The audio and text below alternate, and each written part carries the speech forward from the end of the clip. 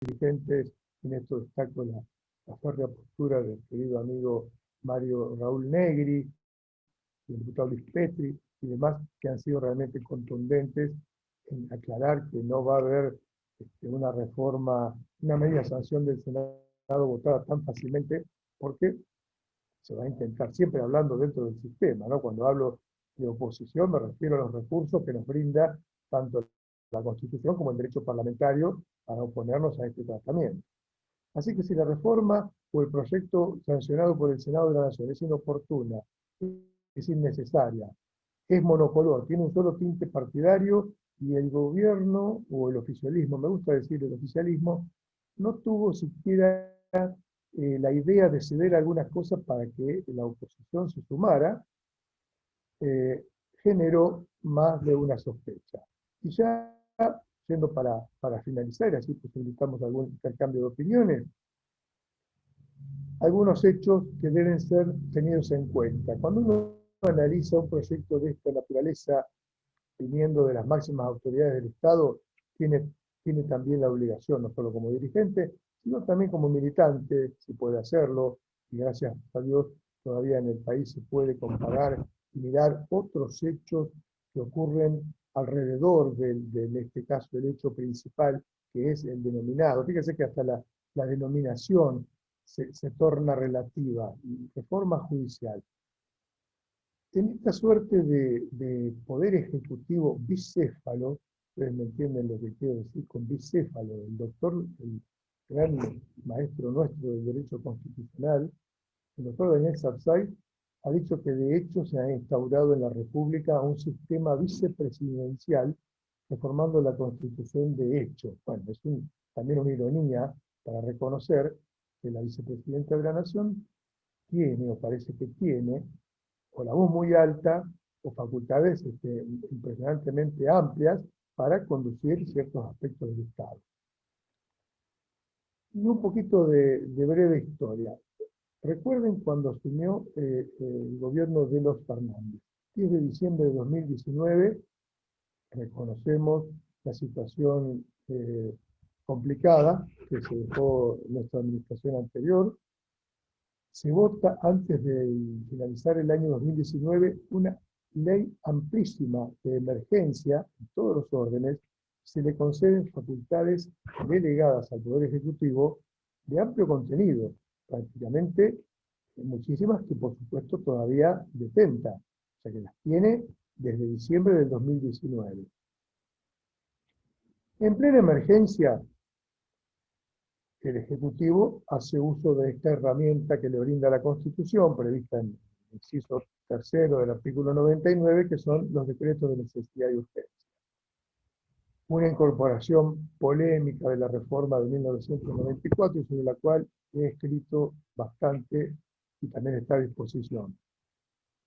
Pero nadie diría nada si el uso es razonable o necesario o imprescindible o urgente, como lo dice el nombre del instituto. Lo que ha habido es una proliferación de DNU, como se llama, a tal punto que hubo hasta un papelón y escándalo con una suerte de privatización, el episodio de la empresa Vicentín, hasta terminar con la papelonera derogación del decreto, porque realmente si hubo alguien con habilidad, fue el juez provincial de la provincia de Santa Fe, después del concurso de Vicentín, que con mucha sutileza, porque me ocupé de seguir el caso, con mucha sutileza no desairó al Poder Ejecutivo Nacional, tampoco desairó al gobernador de su provincia, y bueno, no desairó a los concursados, que es de alguna manera quienes tienen interés que su empresa trate de salir de la etapa complicada financieramente en la que se encuentra, propio del derecho concursal y comercial, bueno, y ahí está por verse la situación. Pero el Ejecutivo pensó que era el rey y hizo ese papelón del cual levantamos todos la voz diciendo que la expropiación por decreto está prohibida, que la ley de expropiaciones es una ley que dicta el Congreso de la Nación, que la propiedad privada está asegurada y garantizada en el artículo 17 que integran la primera parte de declaraciones de derechos y garantías de la Constitución y que es, digamos, el eje férreo de nuestra Carta Magna.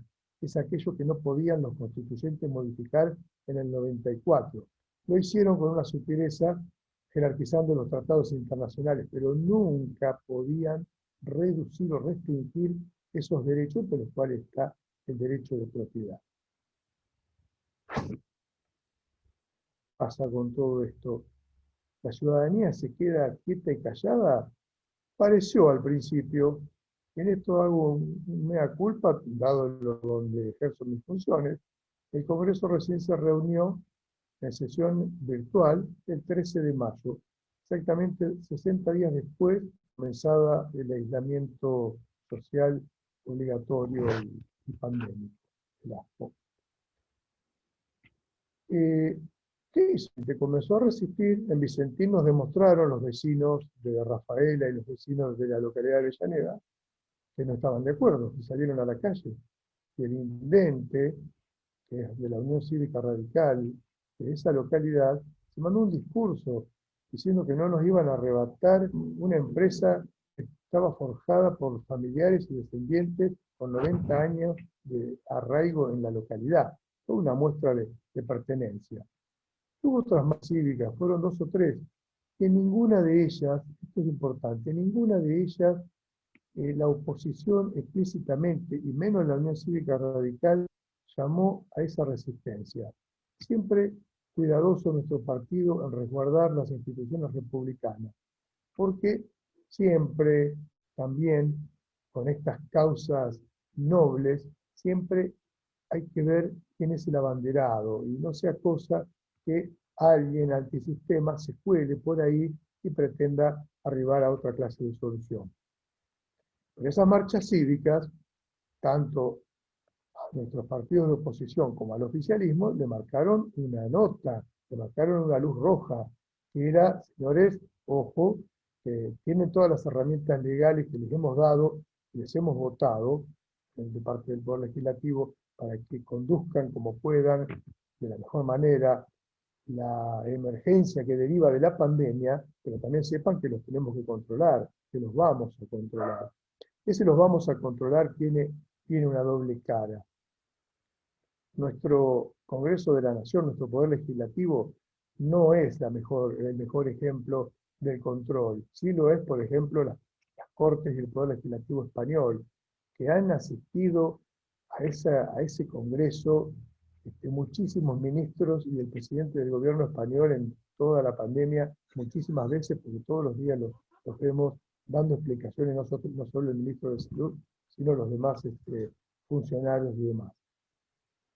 Estas marchas cívicas, insisto, marcaron una especie de despertar republicano que me parece que ahora está muy, muy maduro, y con perdón de la palabra, ¿no?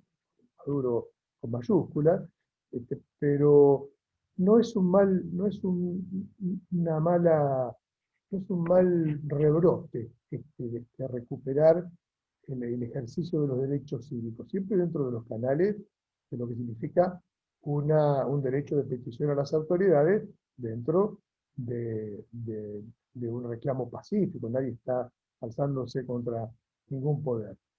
Para ir terminando, hechos llamativos de parte del Poder Ejecutivo en estos 9 meses, hechos desagradablemente llamativos. El Ejecutivo ingresó designando como jefe de los abogados del Estado, como procurador del Tesoro de la Nación, al doctor involucrado en causas de corrupción en las gestiones anteriores, Carlos Zanini, que es candidato a vicepresidente derrotado por nuestra fórmula en el año 2015. Carlos Zanini es el jefe de los abogados del Estado. El funcionario de carrera impecable, el doctor Carlos Casal, que quedó a cargo de la Procuración General de la Nación por renuncia de la doctora Gil Carbó, fue perseguido y es perseguido hasta hoy por el oficialismo con la amenaza de que si no renuncia se le va a promover juicio político. Ya tiene 7 denuncias en el Consejo de la Magistratura el pobre doctor Casal, a quienes las asociaciones que estamos involucradas en estas cuestiones, en nuestro partido político, le ha pedido que resista y que no renuncie. Como si esto fuera poco, como si todo esto fuera poco, además de haber designado lugares claves de control y de manejos de fondos importantes, ocupados por el brazo de la cámpora, del oficialismo, digamos, con menor vocación republicana y democrática, ahora viene el último y grosero episodio, que es el traslado o la remoción, como han dicho algunos periódicos, pero como es confuso, es complicado, de estos tres jueces federales, Leopoldo Bruglia, Pablo Bertuzzi y Esteban Castelli. Tres magistrados que han, y esto lo dice siempre también Sapsay, toda la dirigencia de la Asociación de Derecho Constitucional, tres magistrados que han hecho su carrera a la luz de sus idoneidades y capacidades, que no le deben gauchadas ni favores a ninguna mesa judicial y a ningún operador de turno de un partido o de otro. Y qué casualidad que los tres jueces, a quienes el Senado el otro día, desoyendo, el Senado abusando de una circunstancial mayoría parlamentaria, hizo oídos sordos a una medida cautelar dispuesta por una jueza en lo contencioso y administrativo federal, avanzó y removió de sus cargos, es decir, los hace retornar al cargo anterior cuando estaba firme este traslado. Tan firme estaba que fue aprobado en su momento, fue dispuesto por el expresidente Macri, pero previo a ello hay una resolución del entonces Consejo de la Magistratura que aprueba el mecanismo y también una acordada de la Suprema Corte que aprueba el mecanismo. Entonces más filtro no se puede poner. Pero vamos a la frutilla del postre. ¿Qué hicieron estos tres? ¿Cuál fue el pecado grande de estos tres jueces? Haber intervenido en casos que involucran por corrupción a la actual vicepresidenta de la Nación. Esto se llama en China, en Canadá, en India, como ustedes quieran, un manipuleo grosero, violatorio y discrecional del Poder Judicial de la Nación que los ciudadanos argentinos no debemos permitir. No podemos permitir de ninguna manera. Es oportuna, Iván, esta charla hoy, porque el martes el presidente de la Suprema Corte, está en la Corte un amparo pedido por los funcionarios, los jueces y camaristas removidos, para que resuelva, y la Corte fijó fecha para el martes 29, donde va a decidir esta suerte. La Corte tiene, así lo han dicho varios constitucionalistas de prestigio, la Corte tiene una misión fundamental el martes para frenar la invasión del Poder Ejecutivo, del oficialismo, conducido de esta manera bicéfala por el presidente y la vicepresidenta de la Nación, el embate contra el Poder Judicial. Si la Corte no pone límite, porque la pregunta es, pero Miguel, quien debe controlar este ejercicio de los DNU y demás, es el Congreso. Claro, ustedes no se olviden de la lista sábana y de la boleta, y no se olviden que quienes son electos en las PASO, en la primera vuelta, también acarrean la lista completa con senadores y diputados. Entonces, nuestro Congreso es muy particular, no es nunca el Parlamento del sistema parlamentario, no es nunca el Parlamento Europeo, que tiene otra naturaleza y otro origen popular. Entonces, si el control no lo ejerce el Poder Legislativo, ¿quién lo va a tener que ejercer? El Poder Judicial. Por eso les está molestando esta independencia de criterio que han mostrado no solo estos tres jueces, que son ahora los que están en la cresta de la ola, porque el caso de ellos ha tomado llamativa notoriedad, gracias a Dios, porque así también la ciudadanía advierte y tiene en cuenta que si hoy vinieron por esos tres, mañana van a venir por toda la justicia federal. Van a venir por toda la justicia federal. Y sería algo muy grosero que la República Argentina, que en 1983 dijo basta al atropello de los golpes de Estado, resulta que viene a tener una suerte de golpe a un poder de los fundamentales de la nación, provocado por la misma democracia, o hasta me animo a decir pseudodemocracia. No caigamos en en esta, este limar la república de tal manera o tirar tanto de la cuerda que termine provocando un efecto no querido. ¿Sabes? Para terminar esto, y alguien me escribe, muy oportuno, y me dice que me recuerda algo que no dije. El día de la presentación, antes del 31 de julio, habrá sido el 20 de julio en el Salón Blanco de la Casa de Gobierno, el presidente también anunció una comisión, digamos, de notables, una comisión, tiene un nombre largo, que va a estudiar eh, el procedimiento judicial federal, penal, y entre esas funciones que tiene, una comisión que va a funcionar en el ámbito del Poder Ejecutivo. No es una comisión que creó el propio Poder Judicial para autoexaminarse, que sería lo lógico, o la Comisión de Justicia de las dos cámaras del Congreso para analizar cómo funciona. No, lo hizo el Ejecutivo. En esa comisión hay juristas de renombre y notables, pero también, o casualidad, está el abogado defensor de la vicepresidenta de la Nación, quien parece que tiene las funciones de coordinador de la comisión. Bueno, creo que no hace falta ser mucho más explícito para, ¿por qué? Porque una de sus misiones va a ser aconsejar y sugerir y fundamentar cómo va a funcionar un eventual nuevo Consejo de la Magistratura de la Nación y una nueva Corte Suprema. Yo les dije, al acto de presentación asistió una ministra de la Corte. Los otros cuatro estuvieron ausentes y seguramente fueron invitados. ¿Por qué? Porque están viendo que vienen por sus barbas, porque me parece que están queriendo ampliar la Corte para lograr fines, digamos, inconfesables, que tienen que ver seguramente, y lo han dicho en la campaña, ahora están callados porque están viendo que cada reacción genera desde la ciudadanía una reacción muy, muy republicana. Están queriendo avanzar hacia una reforma constitucional y lamento decir que el modelo y el molde o el anteproyecto que tienen no es para hacerla más republicana, más democrática, sino lamentablemente todo lo contrario. Yo espero que se haya comprendido más o menos lo básico, así que acá voy a terminar para dar lugar, si te parece, Iván, a un intercambio de comentarios o de preguntas. Así que gracias en serio por escucharme y estoy a disposición.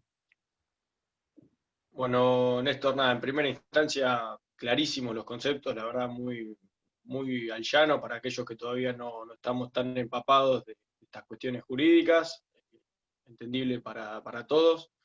Bueno, agradecerte también por el tiempo, por los conocimientos puestos a disposición nuestra. Yo en lo personal tenía dos consultas para hacerte. La primera, si considerás, como dijo el oficialismo en la mayoría de sus diputados, incluso con el señor Sergio Massa, que sesionar de manera remota es exactamente lo mismo que sesionar de manera presencial, y si una cuestión de esta envergadura puede sesionarse de manera remota. Y la segunda, en caso de realizar una reforma judicial, ¿cuáles son dos o tres puntos que usted considera que serían de primer orden eh, reformar? Cuestiones, no sé, que tengan que ver con la actualización tecnológica de los expedientes. Bueno, esas son mis dos preguntas. Y bueno, después quien quiera habilitar el micrófono para hacer algún comentario o poner su pregunta en el chat, bienvenido.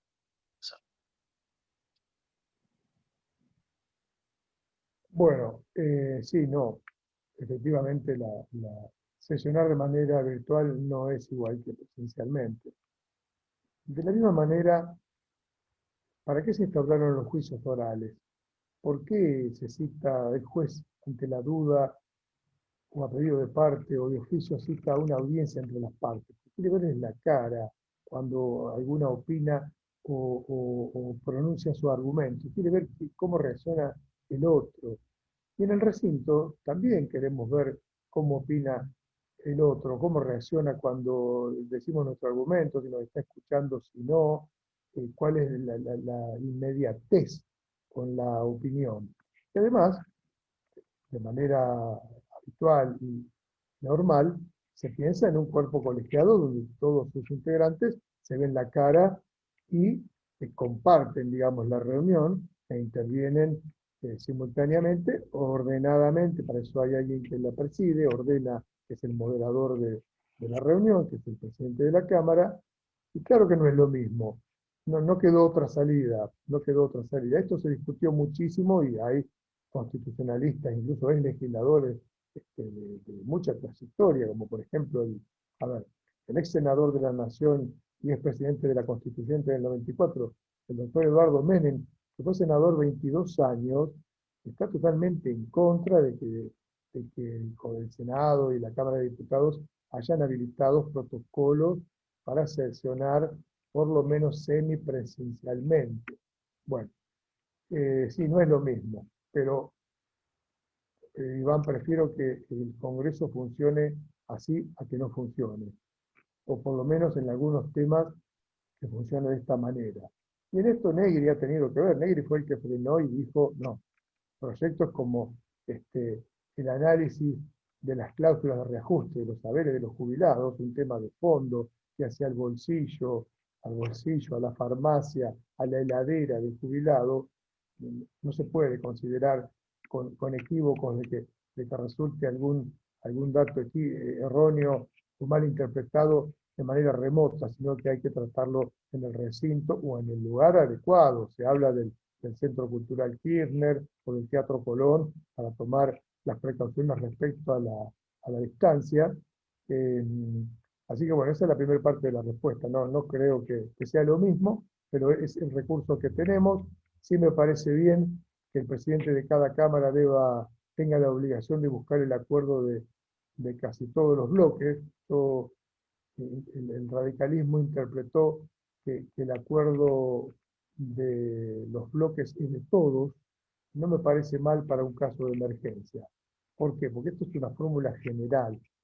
En la emergencia, y lo digo, y le cabe al Ejecutivo como al Legislativo, en la emergencia le damos mayores atribuciones y poderes a un funcionario o a un poder para que, digamos, tomen todos por las astas.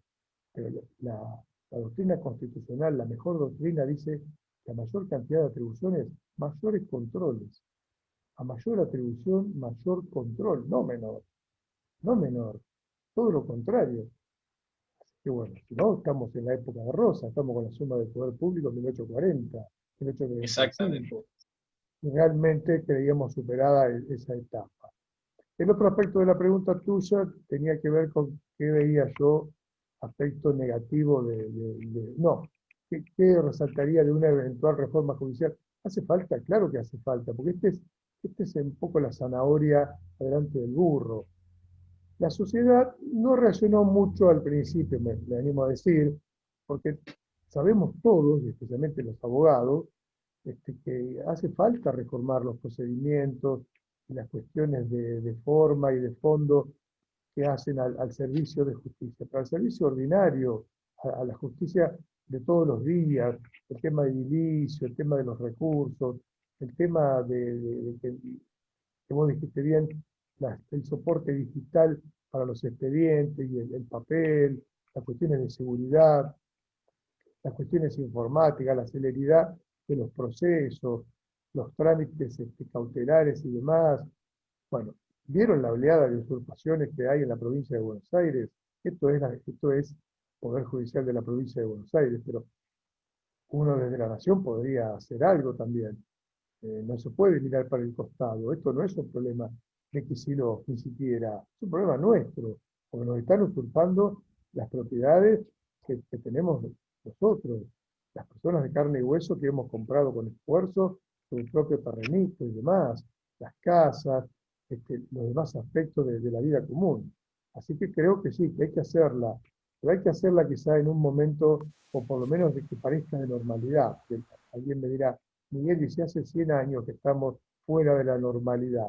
No creo eso, pero sí creo que estamos ahora en medio de una pandemia mundial con muertos todos los días, muertos de carne y hueso todos los días y con familias afligidas por infecciones y demás. Así que bueno, esa es una pregunta. Y después, acá tengo a la doctora Martínez Garbino.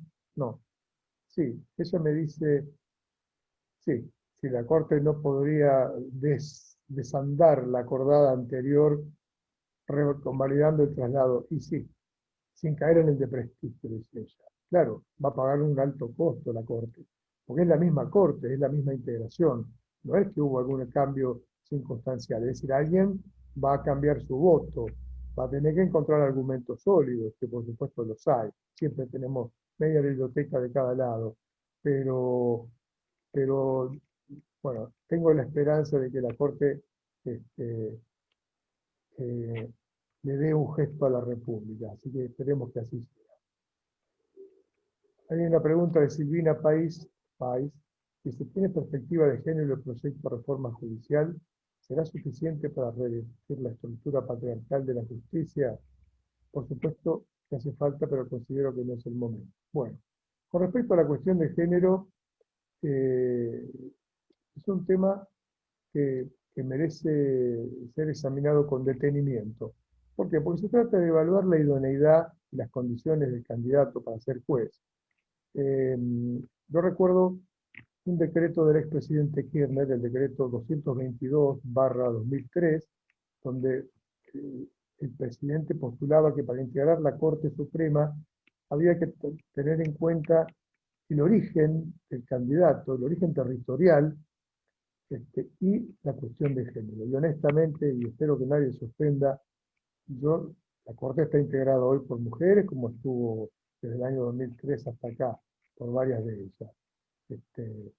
Antes de eso no la hubo, salvo la excepción de Margarita Argúas, designada por el dictador Onganía en 1968, 1969. Pero honestamente no creo que en sí mismo la cuestión de género vaya a otorgar, vaya a brindar patente o título de idoneidad. Tampoco lo quita, tampoco lo quita. Yo no le incluiría como un requisito, una condición forzosa. Espero que se me bien interprete. Como una condición forzosa, sino como una cuestión a tener en cuenta, y si se hace base en la cuestión del equilibrio o de la igualdad, bueno, no estaría mal, no estaría en desacuerdo. Creo que había otra pregunta. ¿Sí? No. ¿Alguna Pero bueno, otra ustedes tienen la pregunta? ¿Alguien que palabra. quiera hacer algún comentario? Si no, Sí, cerramos. La Néstor. verdad que... Ahí va, Jere, te escuchamos. Ah, ahí está. ¿Se escucha así? Sí, sí.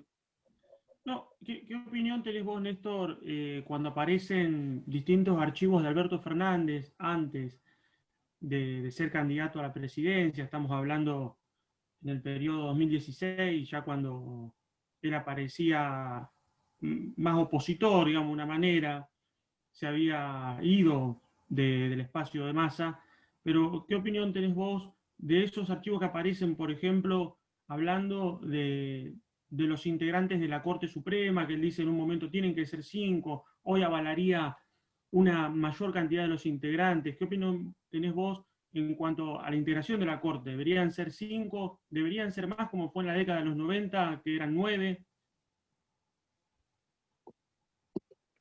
Muy buena pregunta, Leonidas.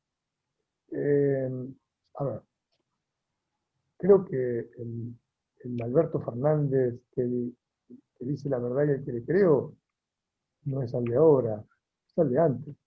Cuando era profesor en la facultad, podía ejercer, tenía tiempo para ejercer esa función. Y creo como él, que la Corte de 5 miembros está bien. Ayer, en un Zoom que me tocó compartir con especialistas de la Asociación Argentina de Derecho Constitucional, el doctor Pablo Manelli, que es titular de la Cátedra de Derecho Constitucional de la UBA, un amigo entrañable y muy sólido, bueno, llegó a ese cargo, por supuesto, por concurso, de oposición a antecedentes, hizo una suerte de historia de la Corte Suprema, historia de los vaivenes, ¿no? De la Corte desde 1863, en que se instala por disposición del expresidente de la Nación, Bartolomé Mitre, que es quien crea la justicia federal, hasta hoy. Y Manieri termina diciendo a la Corte cuando mejor le fue es cuando no la tocó el presidente que vino y llegó. ¿Quiénes fueron? Muy pocos. Es decir, hasta 1930, bueno, diría que casi todos. A tal punto de que debo decirlo y vale hasta como homenaje. En el año 1929, la antigua ley de organización del Poder Judicial, no es la vigente, le otorgaba al presidente, escuchen, al presidente de la Nación la facultad de nombrar al presidente de la Corte Suprema. Algo hoy que nos parece insólitamente absurdo. La Corte es un cuerpo colegiado que se elige entre sí, elige sus propias autoridades de su seno. Bueno, no, en ese momento Hipólito Yrigoyen, ya grande, le quedaba muy poco tiempo hasta el golpe de Estado del 6 de septiembre de 1930, en la Corte había gente importante. Y designa como presidente, fíjense, a José Figueroa Alcorta, que había sido presidente provisional del Senado de la Nación, había sido vicepresidente de la Nación, diputado y expresidente. Y lo designa, no nombró a un correligionario por la ventana y lo puso de presidente de la Corte, nombró al hombre de mayor prestigio institucional. Y esa fue la Corte contra la cual el pobre Irigoyen tuvo que después defenderse cuando le hizo un proceso luego de su caída, porque no se le ocurrió de ninguna manera que él podía, como presidente, con toda la legalidad que tiene la primera magistratura, que además había sido electo había estrenado el radicalismo en 1916, en 1922 y en 1928, la ley Sáenz Peña, hacer una jugada de ese tipo. Lo digo porque vale la pena. ¿Qué otros presidentes no tocaron la Corte? Arturo Illia y Fernando de la Rúa. Fíjense, 3 ejemplos. Gracias.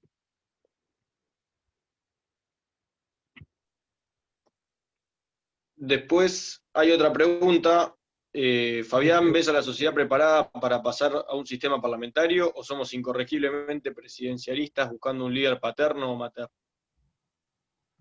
Qué buena pregunta, Esteban. Me generás todo un conflicto de investigación. He estado enamorado del parlamentarismo hasta que la realidad a uno lo cachetea y le dice, no, Miguel, usted leyó bien Alberdi y sí, ahora lo he leído en profundidad. Y Alberdi no se equivocó cuando en 1852, en esa obra fantástica, en el mejor ensayo de derecho público escrito para toda América del Sur, bases y puntos de partida para la organización política de la República Argentina, dice, busquemos autoridades con el nombre de presidentes, aunque sean reyes, en los hechos. No creo eso, no creí eso, pero creo que naturalmente América del Sur está, entre comillas, destinada a tener presidentes y a tener un presidencialismo que no es lo mismo que un hiperpresidencialismo totalmente reforzado como el actual. Así que bueno, y alguna vez en alguna discusión, en discusiones parlamentarias, con el secretario de la Cámara, me ha dicho, tenemos Congreso acá, Miguel, y no Parlamento, porque uno usa la palabra parlamentaria como sinónimo. Tenemos Congreso, el Congreso acompaña. Yo digo, sí, pero el Congreso tiene el deber y la función constitucional de controlar.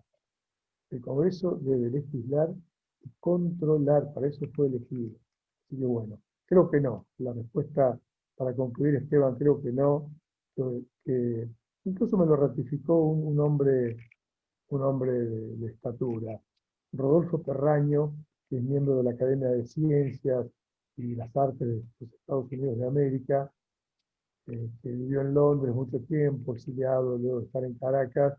Cuando lo traíamos a Luján a dar una conferencia, nos dijo hacer pasar, la gente que piensa que instalar un parlamentarismo en Argentina sería tan fácil, dice, yo creo que una transición o una situación de falta de consenso en un gobierno provisorio hace caer el gobierno muy rápidamente. Yo recuerdo, tuve la suerte de poder viajar a Europa en 2 oportunidades. Recuerdo que me tocó a mediados, en pleno verano del 2016, cuando España había hecho elecciones generales y no el socialismo se había puesto terco, y en ese momento la mayor cantidad de votos había sacado el PP, el Partido Popular de Rajoy, y estuvo 7 meses el gobierno de España. No hablo del gobierno, hablo del presidente del Consejo de Ministros, o sea, el primer ministro, no el rey, el jefe del Estado, 7 meses de gobierno provisorio. ¿Ustedes se imaginan la Argentina que pasamos entre fines del 2001 y principios del 2002, con 3 presidentes de la nación y 2 encargados del Poder Ejecutivo, toda la disparada, situación, el corralito, acuérdense la situación pública, la inseguridad? Es decir, realmente creo, por todo eso y por todo lo que comenté, por todo lo que se ha escrito ya en profundidad, que la Argentina, que esta Constitución está para cumplirse, que no hay que tocarle nada, hay que cumplirla. Y cumplirla significa eso, cumplirla y aguantarnos cuando alguna cosa no nos gusta y hace a la esencia republicana, que es precisamente que cada uno de los poderes se controlen y ejerzan contrapesos y contrafrenos entre sí. Otra pregunta de Diana Además, Ríos. Dice que, pregunta, mejor dicho, si la reforma incluye la implementación de más jueces, pero si no debería tener aún más fiscales. muy buena pregunta, Diana. Diana debe conocer que se está trabajando en el nuevo código. El nuevo código cambia del sistema, ¿cómo es? El sistema fiscal, perdón, el sistema acusatorio general a un sistema inquisitivo donde los fiscales van a tener un rol mucho más activo. Y bueno, esto no lo dije, pero lo insinué. En esos 1.300 cargos que aparecen al final de votar la orden del día, que además no fue la orden del día sobre la cual se discutió en la sesión del 27 de agosto, sino que fue una orden del día que el oficialismo, 15 minutos antes de la votación, la presidenta de la comisión sacó un borrador en su casa de manera virtual y propuso a viva voz modificaciones que prácticamente dieron vuelta al proyecto, y ahí pasaron los cargos de 900 a 1.300. ¿Por qué? Porque ahí hubo que crear nuevas cámaras de apelaciones, no es que hubo que crear, se crearon nuevas cámaras de apelaciones y tribunales de primera instancia en lo federal penal, insisto, para conseguir la adhesión de políticos y dirigentes de las provincias para una eventual votación en diputados. Tengo un ejemplo con lugar y propio. En la ciudad de Perito Moreno, en la provincia de San Cruz, no existe un tribunal de justicia ordinaria santacruceña por inexistencia de pobladores. ¿Me explico? Bueno, ahí se va a crear, en el proyecto está votado la creación de un juzgado federal de primera instancia. Esto es un absurdo total. Esto es un absurdo total. Y aparecieron cámaras de apelaciones, unas cuantas en el conurbano, o casualidad, en el conurbano, donde hace falta también tener la justicia federal penal más o menos controlada, porque seguramente muchas de las causas de corrupción tienen que ver con los varones del conurbano y demás. Así que esto fue muy llamativo, muy llamativo. Y había una pregunta, un comentario. Bueno, le contesté entonces a Diana. Creo que tiene que haber más fiscales si se estudia a fondo el proyecto y se lo desenmascara y se le quita todo el contexto que tiene para asegurar una suerte de manto de impunidad a los 3 funcionarios. Acá la concejal me pide la palabra. Y adelante, María Elena, ¿no? María Elena, sí. Gracias, Néstor. Gracias aparte por estar acá hoy ante esta convocatoria de los jóvenes, que son muy ávidos de conocimiento, siempre están queriendo aprender. Y la verdad que tus palabras siempre son muy esclarecedoras. De todos los temas que te he escuchado hablar, sos muy claro, y nadie puede dejar de entender de lo que hablas. Y quisiera llevarte por ahí, yo no soy abogada, a lo que yo veo en la calle. Quisiera una mirada tuya con respecto a por qué esta reforma viene en este momento, porque se dice que no es el momento social, que no es el momento económico, pero por el tema de la pandemia. ¿No es justamente porque estamos con todos estos problemas y cada uno en un montón de temas y cosas que nos están preocupando y cada uno en su casa? ¿No es justamente un momento de esta situación? ¿O vos pensás que esto ya estaba planeado? Porque también se dice que para el traslado de los jueces, ya antes de asumir, Alberto Fernández se había reunido con algún ministro de la Corte y se había charlado qué consecuencias podía tener y de qué, digamos, cuáles podían ser los fundamentos que se podían esgrimir para que no ocurriera ese traslado. O sea, como que esto está planeado de antes. Quiero tu reflexión sobre eso. ¿Por qué vos crees que se eligió este momento y si, como dice Negri, no va a desatar una ola 125, digamos, que la gente a la calle, María pero ya Elena, muy enojada por este avasallamiento, ¿no?, hacia la justicia? María Elena, la respuesta es decepcionante. No es decepcionante si los ciudadanos actuamos como corresponde y como exige nuestra república. Lamentablemente esto se ha dicho, lo han dicho más de uno, pero no pretendo ser original. Es porque la agenda del oficialismo es la agenda judicial de la vicepresidenta de la Nación, que tiene y va a tener serias complicaciones judiciales. ¿Por qué? Porque ahora comienza la etapa del proceso. Ahora empiezan los tribunales donde intervinieron, casualidad, los jueces Bertuzzi, Brugo y Castelli, en distintas instancias, y los tres son de carrera intachable, viendo la causa de los cuadernos, voluminosamente copiosa en material probatorio. Entonces no hay otra explicación que esa. Y el presidente de la Nación, que es una autoridad que yo respeto porque tiene su jerarquía constitucional, lamentablemente, bueno, alguien ha dicho que la vicepresidente, en vez de pagarle honorarios por designarlo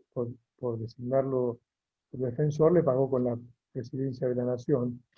Y algo de eso hay, pero nadie llega a la presidencia si los ciudadanos no lo votan. Así que hagámonos cargo, no nosotros que seguramente habremos votado nuestro candidato, pero que la Argentina, la República, la Nación, tiene que hacerse cargo de estas situaciones. Yo después quiero terminar con una frase memorable que tiene mucho que ver con esto, que tiene que ver con los resultados electorales y demás. Pero esa es la respuesta contundente, María Elena. Eh, se viene la comparecencia de Cristina ante los tribunales y necesitan tener, y que algunos jueces vayan poniendo barbas en remojo, porque es pensar, yo recuerdo cuando el ex senador y amigo, también amigo de, bueno, acá no está Sandra, lamento que no esté Sandra, la amiga de Zárate, porque ella también es muy amiga del ex senador Ernesto Sanz, dirigente fundador de Juntos por el Cambio. Y Ernesto una vez nos dice, los jueces no les permito, no pueden tener miedo. Si los nombramos y les damos todo el respaldo y el acuerdo del Senado y el respaldo y el Consejo de la Magistratura está integrado con el equilibrio que debe tener, no como está ahora, sino con el equilibrio de los 13 miembros, sino ahora que está cooptado por el oficialismo. El juez tiene que juzgar según su leal saber y entender, tiene que hacer justicia. Entonces, este mensaje me parece que también es, no solo para los tres involucrados, sino para los demás que están mirando lo que le pasa al de al lado. Y bueno, esto es una cuestión que tiene que ver con la naturaleza de las personas. No todos tenemos la misma integridad. Yo quiero creer que sí, así como todo el mundo es honesto hasta que se demuestre honesto y no es delincuente hasta que se demuestre todo lo contrario. Bueno, acá también, y por eso me parece bien el procedimiento que se ha hecho contra varios ex magistrados, que en casi todos los casos, lamentablemente, tuvieron que irse por renuncia, porque evitaron de esa manera que el juez de enjuiciamiento y el Consejo de la Magistratura o el Senado de la Nación, en algún caso, terminara removiéndolos de su cargo. Esa es la impresión, María Elena, lamentablemente. Sí, tengo una frase que me gustaría que pensaran en ella, que la escribí al principio de un artículo y que no la dije yo, la dijo ese gran hombre, ese gran pensador tucumano, que fue Juan Bautista Alberdi, en 1866. Fíjense qué sutileza. Quédensela pensando porque dice muchísimo. Hay que combatir el hambre y la ignorancia, porque el hambre se vende y la ignorancia se equivoca. Exactamente. Estas son las mismas historias. Me la había, Muy bien, sabe que alguien presente en esta videoconferencia ya me la había nombrado, que también es una persona muy adepta de Alberdi. Néstor, la verdad que impecable, muy aleccionador. Te agradecemos el tiempo, la respuesta, la claridad en los conceptos y bueno, esperamos que así como estas haya muchas charlas y ojalá sean presenciales lo antes posible por delante. Así que te agradecemos mucho y bueno, esperamos que estemos al tanto de lo que se viene en materia judicial en los próximos días, como mencionaste. Gracias, Iván, por las palabras, por el espacio, por el lugar. Gracias a todos por acompañarme y por consultar. Y quédense pensando en lo que hablamos, no en lo que dije yo, en lo que hablamos entre todos. De acá tiene que salir un mensaje esperanzador. El mensaje es, el 19, la resistencia pacífica cívica. Dice, somos ciudadanos, nadie... Y hay algo que no lo dije, pero va de suyo, de alguna manera revolotó toda la charla. La emergencia, ni la pandemia, ni la emergencia que deriva de la pandemia están por encima de la Constitución. Nada está por encima de la Constitución. Tengámoslo claro. Nada, absolutamente nada. Por eso, como ya la veo la doctora Martínez Garbino, ojalá la Corte, como tantas veces hizo, la Corte ponga el martes las cosas en su lugar, porque realmente esto es, guardando las distancias, no quiero hacer nada que se parezca a proselitismo y menos a demagogia barata. Parecido al desempate del vicepresidente Cobos en la madrugada del 17 de julio del año 2008, sin esa medida constitucional ejemplar que termina poniendo un freno en la República, un freno a uno de los poderes que se está desmadrando. Y que hay que decirle, hasta acá llegaste, y yo, que soy el otro poder, te estoy diciendo, este es el límite. Eso es lo que quisieron los padres de la patria cuando armaron este sistema de tres poderes a la par para que se contrapesen y contrafrenen entre sí. Gracias. Un placer haber estado con ustedes. Bueno, Néstor, muy claro. Otra vez, como vos sabés, agradecido de que estés acá con nosotros. Esto obviamente lo vamos a subir a las redes, pero más que nada va a salir completa esta reunión en YouTube, así que después te la voy a compartir si la quieren después subir también en UCR Luján y otras redes que vos tengas. Será un placer. Así que desde ya muchas gracias también a todos los que estuvieron hoy. Que tengan un buen fin de. Hasta luego. Igualmente. Gracias, Néstor. Muy amable.